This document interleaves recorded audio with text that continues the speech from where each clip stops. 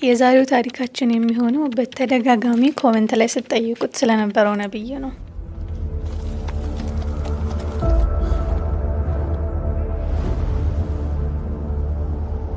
ስለዚህ ነብይ ውበት ነብያችን ሰለላሁ ዐለይሂ ወሰለም ሲገልጹ የዓለማችንን ግማሹን ውበት አላህ እንደሰጠው ተናግረው ነበር።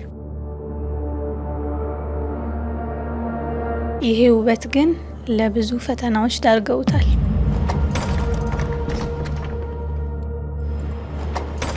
የእነዚህ 10ቱ ወንድሞቹ ይቀኑበትና ይመቀኙት ስለነበር ተሰባስበውም ከዕለታት ባንዱ ቀን ፕላናቸውን ይፈጽማሉ።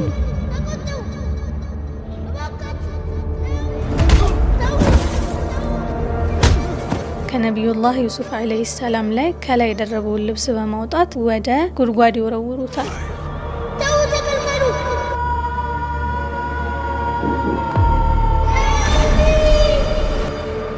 ያንን ልብስም ከሚጠብቋቸው ፍየልና በግ መካከል አንዱን አርደው በደም ይለውሱታል። በዚህ ሁኔታ ነቢዩላህ ዩሱፍ ዐለይሂ ሰላምን በትንሽዬ ሳንቲም 10ቱ ወንድሞች ወደማያውቁት ለማያውቁት ነገድ ይሸጡታል። ነቢዩላህ ዩሱፍ ዐለይሂ ሰላም በዚህ መልኩ በትልቅ ቤተ መንግስት እድገቱን ይጀምራል። ነገር ግን የነቢዩላህ ዩሱፍ ዐለይሂ ሰላም ከባዱ ፈተና ከዚህ ቤተ መንግስት ነበር የጀመረው። ራስን እንድትሰጠኝ ነው የምፈልገው።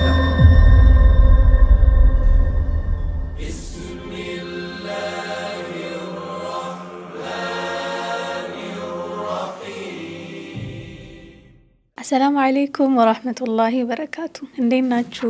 እኔ ሀያት ሱለይማን ነኝ። ዛሬም በሌላ ታሪክ ተገናኝተናል። ወደ ታሪኩ ከመግባታችን በፊት ስለ ነቢዩላህ ዩሱፍ እድገት ትንሽ እናውራ። ነቢዩላህ ዩሱፍ ዐለይሂ ሰላም የተወለደው ከአባቱ ከነቢዩላህ ያዕቁብ ዐለይሂ ሰላም ነው። ነቢዩላህ ዩሱፍ ዐለይሂ ሰላም የተወለደው ወደ ኢራቅ አካባቢ ነው። ነቢዩላህ ዩሱፍ ዐለይሂ ሰላም ሲወለድ ኦልሬዲ አባቱ ወደ 10 ልጆች ነበሩት። ከነቢዩላህ ዩሱፍ ዐለይሂ ሰላም ጋር የሚገናኝ አንድ ወንድም ብቻ ነበረው። ነቢዩላህ ያዕቁብ ዐለይሂ ሰላም በአጠቃላይ 12 ልጆች አሏቸው። ነቢዩላህ ዩሱፍ ዐለይሂ ሰላም ትንሽ አደግ እንዳለ ለየት ያለ አንድ ህልም ያያል። ይህም ህልም የነበረው ኮከብ፣ ጨረቃና ፀሐይ ሲሰግዱለት ነው። ህልሙም ለየት ያለና በልጅ አይምሮ ሊገባ የሚችል ስላልነበር ለአባቱ ለነቢዩላህ ያዕቁብ ዐለይሂ ሰላም ቀስ ብሎ ይነግረዋል።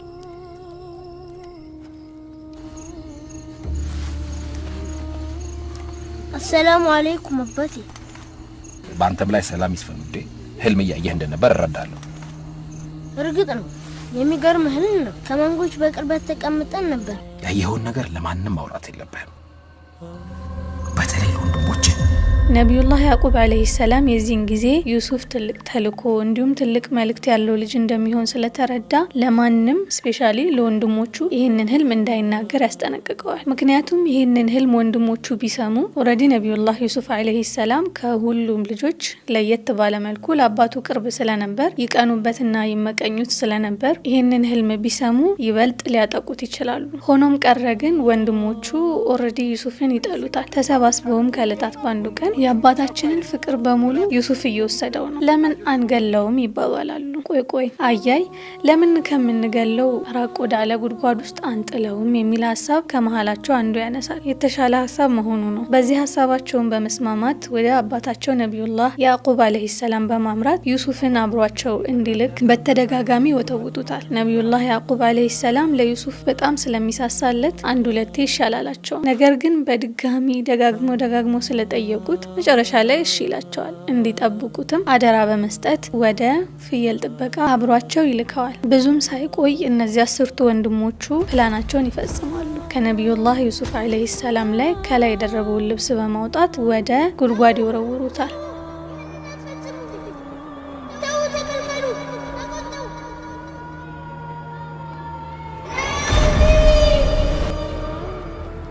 ያንን ልብስም ከሚጠብቋቸው ፍየልና በግ መካከል አንዱን አርደው በደም ይለውሱታል። ወደ አመሻሹም ወደ አባታቸው ያን በደም የተለወሰ ቀሚስ ይዘው እያለቀሱ ይመለሳሉ። አባታቸው ነቢዩላህ ያዕቁብ ዐለይሂ ሰላም ይህንን ባየ ሰዓት ደነገጠ። እነዚህ ልጆችም ተንበርክከው እያለቀሱ በጨዋታ መሀል ከእቃዎቻችን ጋር ዩሱፍን ጥለነው ስንሄድ ተኩላ በላው እያሉ ማልቀሳቸውን ቀጠሉ። ወጃኡ አባሁም ዒሻ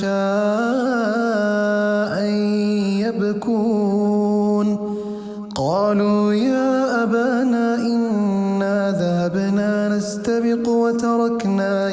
يوسف عند متاعنا فأكله الذئب وما أنت بمؤمن لنا ولو كنا صادقين ነቢዩላህ ያዕቁብ አለይሂ ሰላም የዚህን ጊዜ ልቡ ክፉኛ ይሰበራል። ሆኖም ግን ልጁ ነቢዩላህ ዩሱፍ አለይሂ ሰላም እንደሞተ አልተቀበለም። በዚህ ሁኔታ ነቢዩላህ ዩሱፍ አለይሂ ሰላም 3 ቀናትን በዛ ጉድጓድ ያሳልፋል። በሶስተኛው ቀን ግን በዛ መንገድ የሚያልፉ ነገዶች፣ ቅፍለቶች እያለፉ ውሃ ይጠማቸውና ውሃ ለመቅዳት ወደዛ ጉድጓድ ይጠጋሉ። ይህንን ሁኔታ እነዛ 10 ወንድሞቹ ከቅርብ ርቀት እየተከታተሉ ነበር። እነዚህ ሰዎች የውሃ ጎማቸውን ወርውረው ውሃ ሲያወጡ ውሃ ሳይሆን አንድ የሚያምር ቆንጅዬ ትንሽዬ ልጅ ነበር የወጣው።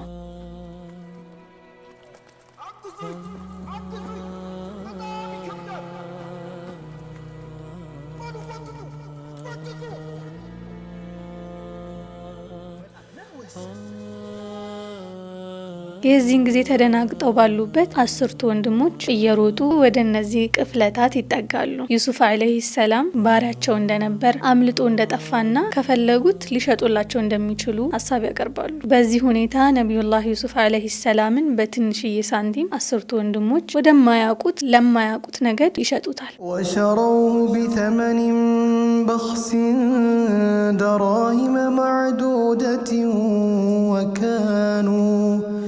وكانوا فيه من الزاهدين እነዚህ ነጋዴዎች ከኢራቅ ከነቢዩላህ ዩሱፍ አለይሂ ሰላም ሀገር ወደ ግብጽ ነበር የሚያመሩት። የዛን ጊዜ ግብጽ በስልጣኔዋ በሀብቷ የታወቀች ነበረች። ለነቢዩላህ ዩሱፍ አለይሂ ሰላም ትልቅና መልካም ሀገር ናት። በዚህ መሀል የሚያሳዝነው ግን ደካማው አባቱ ነቢዩላህ ያዕቁብ አለይሂ ሰላም ልጁን ቀን ከሌት ይጠባበቀው ነበር። ነቢዩላህ ዩሱፍ አለይሂ ሰላምን እነዚህ ነጋዴዎች ወደ ገበያ ይዘውት ይወጣሉ።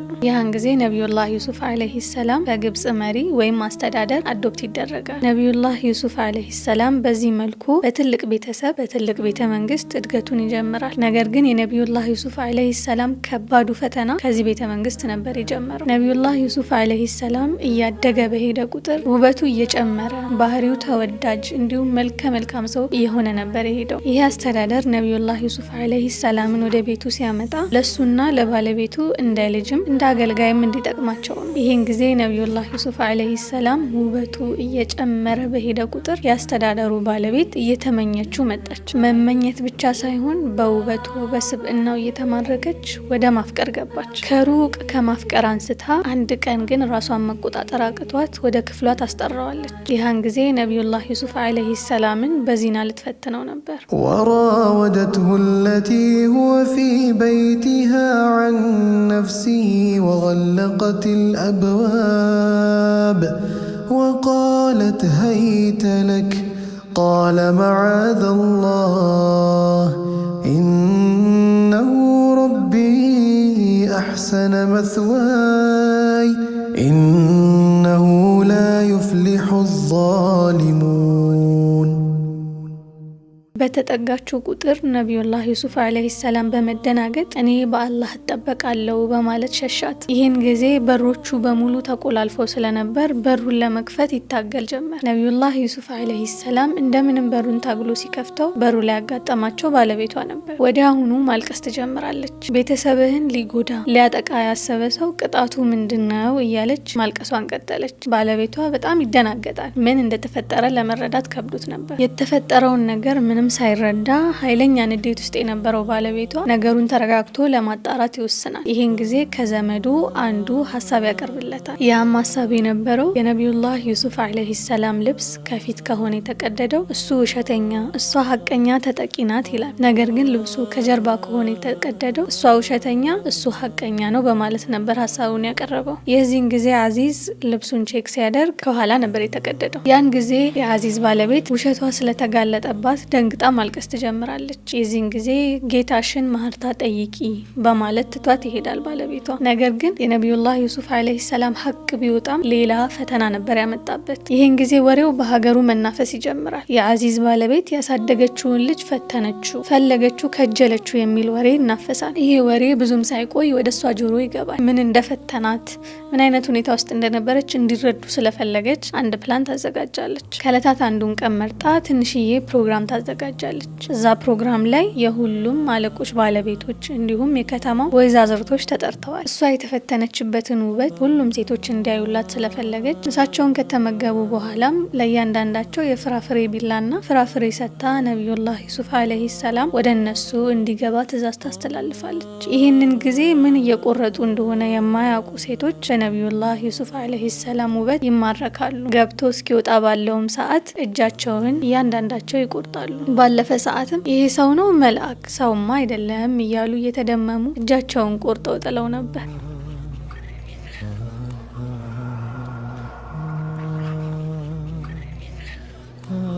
ዩዘር ሲፍ አሁን ግባ።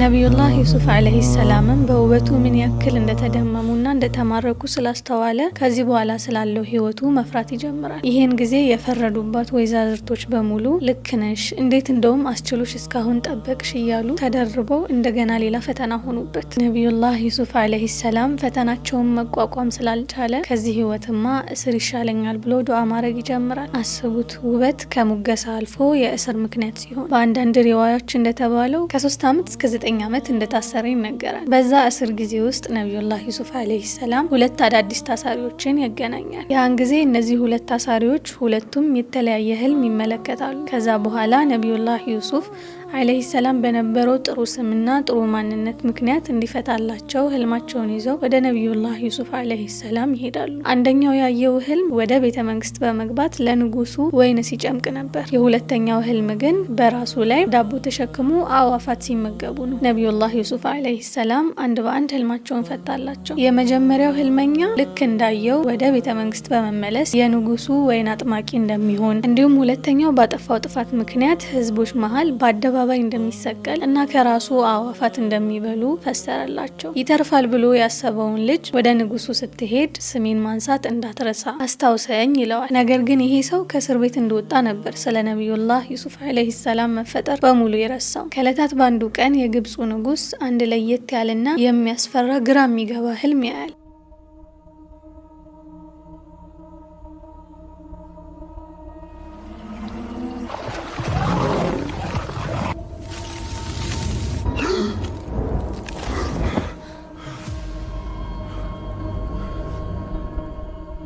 በዛ ውድቅት ሌሊት ህልም ፈቺዎችን በሙሉ ወደ ቤተ መንግስቱ አስጠርቶ ህልሙን እንዲፈቱለት ያስገድዳቸዋል። ቢሞክሩ፣ ቢያስቡ፣ ቢያወጡ ቢያወርዱ የዚህን ህልም ምንነት ማወቅ አልቻሉም። ለህልሙ ምላሽ ስላላገኘ ይሄ ንጉስ ክፉኛ ይበሳጫል። ይሄን ጊዜ የንጉሱ ወይን አጥማቂ እንዲሁም ከዚህ በፊት ከነቢዩላህ ዩሱፍ አለይሂ ሰላም ጋር ታስሮ የነበረው እስረኛ ስለ ነቢዩላህ ዩሱፍ አለይሂ ሰላም ያስታውሳል። ያን ጊዜ በእስር ቤት ስላጋጠመው ክስተት ለንጉሱ ያጫውተዋል። ንጉሱም ይሄንን ህልም ይዞ እስር ቤት ሄዶ አስፈትቶ እንዲመጣ ያዘውና ይልከዋል። ያን ጊዜ ነቢዩላህ ዩሱፍ አለይሂ ሰላም ሁለቱንም ህልም ይፈታል። አንደኛው የመጀመሪያው 7 ዓመታት የጥጋብ ዓመታት እንደሚሆኑ፣ ሁለተኛው ደግሞ ለቀጣይ 7 ዓመታት ክፉኛ ድርቅ እንደሚመታቸው ነው። ከ7 የጥጋብ ዓመታት በኋላ ለሚመጡት 7 የድርቅ ዓመታት ካሁኑ አዝዕርትና እህል ማከማቸት እንዳለባቸው ሀሳብ ያቀርብለታል። ይህንን የህልም ፍቺና ሀሳብ በሰማ ጊዜ የግብፁ መሪ የነቢዩላህ ዩሱፍ አለይሂ ሰላም ለምን እንደታሰረ እንዲሁም ስለ ነቢዩላህ ዩሱፍ አለይሂ ሰላም ባክግራውንድ ቼክ ማድረግ ይጀምራል። ነቢዩላህ ዩሱፍ አለይሂ ሰላም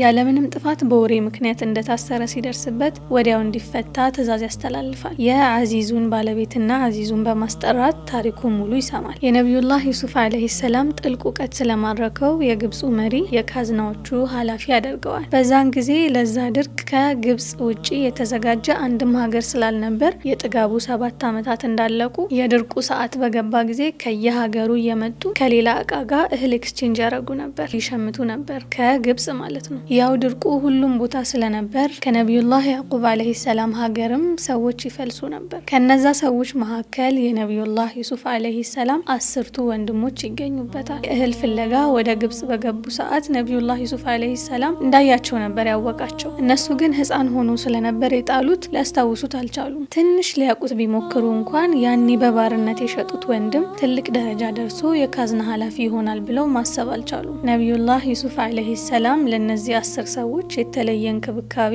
ያቀርብላቸዋል። እንዲሁም ስለ ታሪካቸው፣ ስለ አባታቸው፣ ቤት ስላለው ወንድማቸው በደንብ እንዲነግሩት እንዲያጫውቱት ይላቸዋል። በቀጣይ ሲመለሱ ቤት የቀረውን ወንድማቸውን ይዘው የማይመጡ ከሆነ እህል እንደማይሰጣቸው ያስጠነቅቃቸውና ወደ የሀገራቸው እህላቸውን አሸክሞ ይመልሳቸዋል። እስቲ ስለ ራሳችሁ ንገሩኝ። ማን ናችሁ? እኛ ሁላችንም የነቢዩ ያዕቆብ ልጆች ነን። የይስሐቅ ቤተሰብ የኢብራሂም ዘር ማለት ነው። እስቲ ንገሩኝ፣ ብዛታችሁ ስንት ነው? 11 ወንድማማቾች ነን። የመጨረሻው ወንድማችን ቢንያሚን ከአባታችን ጋር ቀርቷል። በእናትም በአባትም የሚገናኘው ዩሱፍ የሚባል ወንድም ነበረው፣ ነገር ግን ተኩላ በላው። ምን ያህል አክብሬ እንዳስተናገድኳችሁ በደንብ አይታችኋል። ወደ ግብጽ ስትመለሱ ብቻ ታናሽ ወንድማችሁን ይዛችሁ ኑ። እሱን ካላመጣችሁልኝ ግን ስንዴ እንዳታስብ፣ መሄድ ትችላላችሁ። ያኔ ይህንን ሐሳብ እነዚህ 10ቱ ወንድማማቾች ለነቢዩላህ ያዕቁብ አለይሂ ሰላም ያጫውቱታል። ነቢዩላህ ያዕቁብ አለይሂ ሰላም ከልጁ ነቢዩላህ ዩሱፍ አለይሂ ሰላም ሀዘን አላገገመም ነበርና ያን ያምኛችሁ ወንድሙን እንደሰጠዋችሁ ይህንንም ልትወስዱብኝ ነው በማለት ይከላከላቸዋል። ወንድሞቹን በማዘን ወደ የቦታቸው ሲመለሱ እህላቸው መሃል ጓዛቸውን ያገኙታል። ያም ማለት ነቢዩላህ ዩሱፍ አለይሂ ሰላም ያለምንም ክፍያ ነበር እህላቸውን የሰጣቸው። ይህንን ጊዜ መመለሳቸው ግድ እንደሆነ ስላሰቡ ወደ አባታቸው በድጋሚ ሄደው ይወተውቱት ጀመር። የቀረውን የነቢዩላህ ዩሱፍ የእናቱን ልጅ ወንድሙን ወደ ግብጽ ይዞ ለመሄድ በድጋሚ ይማጸኑታል። ቃለ ሀል አመኑኩም ዐለይሂ ኢላ ከማ አሚንቱኩም ዐላ አኺ ሚን ቀብል ፈላሁ ኸይሩን ሐፊዛ ወሁወ አርሐሙ ራሒሚን።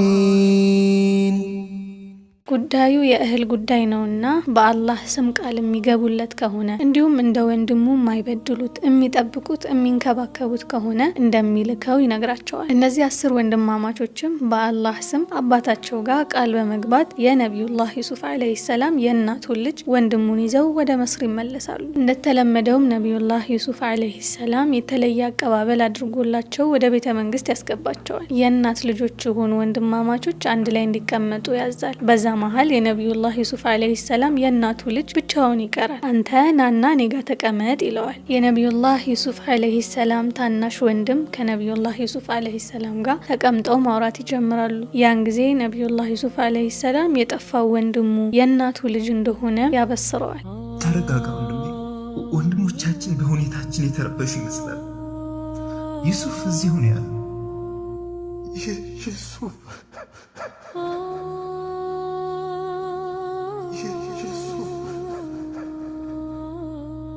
ቀጥሎም ነቢዩላህ ዩሱፍ አለይሂ ሰላም ወንድሙን እንዴት ራሱ ጋር ማስቀረት እንዳለበት ከራሱ ከወንድሙ ጋር ይወያያሉ። ያን ጊዜም ከቤተ መንግስት አንድ እቃ በወንድሙ ጓዝ ላይ ይደብቃሉ። ሀገር ሰላም ብለው 11 ወንድማማቾች መንገዳቸውን ይቀጥላሉ። ነገር ግን በመሃል ነቢዩላህ ዩሱፍ አለይሂ ሰላም ከወታደሮች ጋር በመሄድ ያስቆማቸዋል። ከቤተ መንግስት አንድ እቃ እንደጠፋበት በሀገሩ ሕግም ያ ሰው መታሰር እንዳለበት ያስፈራራቸዋል። እቃው ሲፈለግም ከነቢዩላህ ዩሱፍ አለይሂ ሰላም የእናት ልጅ ጓዝ ውስጥ ይገኛል። ወንድሞቹ በሙሉ መደናገጥ ጀመሩ። ምክንያቱም ለአባታቸው በአላህ ስም ወንድምየውን በሰላም ወስደው በሰላም እንደሚመልሱት ቃል ገብተው ስለነበር የሚያረጉት ጠፋቸው። ከመሃል አንዱ እኔ ተቀያሪ ልሁን፣ እኔን ውሰደኝና ይህንን ወንድማችንን ወደ አባታችን መልስልን እያለ ይማጸነዋል። ነገር ግን ያጠፋ ሰው ስለሆነ የሚቀጣው ነቢዩላህ ዩሱፍ አለይሂ ሰላም እነሱን ወደ ሀገራቸው በመላክ ወንድሙን ይዞ ወደ ቤተ መንግስት ይመለሳል። ይህንን ሁሉ የማያውቀው ነቢዩላህ ያዕቁብ አለይሂ ሰላም የልጆቹን መምጣት በጉጉት